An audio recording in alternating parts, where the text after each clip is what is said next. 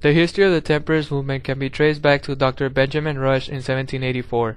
Rush was one of the first to consider alcohol detrimental to one's health, and he even made a connection between the poor and sick and how much alcohol they consumed. The 1820s saw the Second Great Awakening, which brought with it a strong religious opposition against alcohol consumption.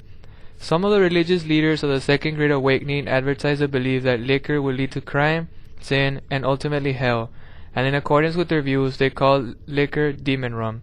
This era of the temperance movement also saw the organization of the American Temperance Society in New England in 1826. One of the things this group asked its members to do was to renounce liquor in order to prove their faith. They also believed that cheap rum was the cause of many problems in society, so they asked their members to give up cheap rum specifically.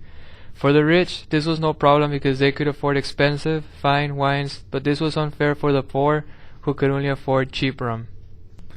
The 1840s brought along the continued growth of cities, which are known to have higher drinking rates than the more rural areas of the United States. Despite the growth of cities and drinking rates in them, voluntary abstinence was still the method used by pro-temperance movement groups of this era. After the Civil War, there was a large influx of Eastern European immigrants, specifically Irish and German immigrants, who were used to their home country's lack of prohibition sentiment. These immigrants became notoriously popular for drinking constantly and being out of order and rowdy.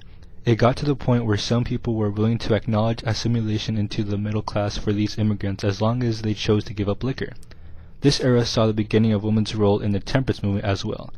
Many women would be found blocking doorways to saloons and holding prayer meetings, and in 1874 the Women Christians Temperance Movement was founded.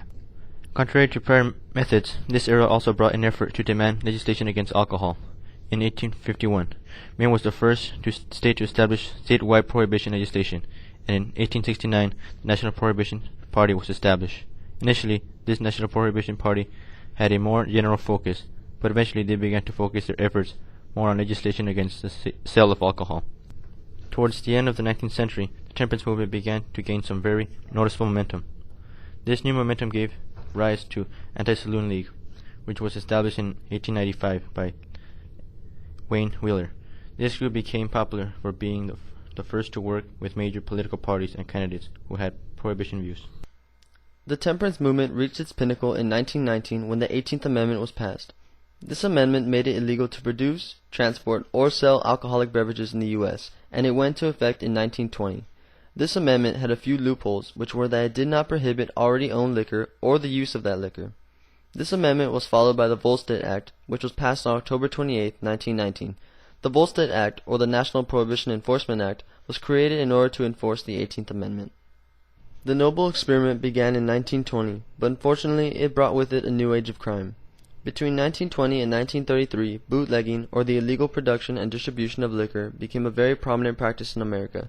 It was led by infamous gang leaders such as Al Capone from Chicago and Legs Diamond from New York City. Al Capone's work with bootlegging became so profitable that it was estimated that he was making $100 million a year in the late 1920s.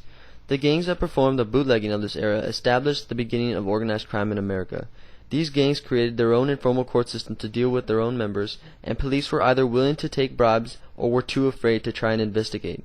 In 1933, negative sentiment towards the noble experiment had reached its limit, so the 21st Amendment, which repealed the 18th Amendment, was passed. The 21st Amendment saw the end of Prohibition and the temperance movement.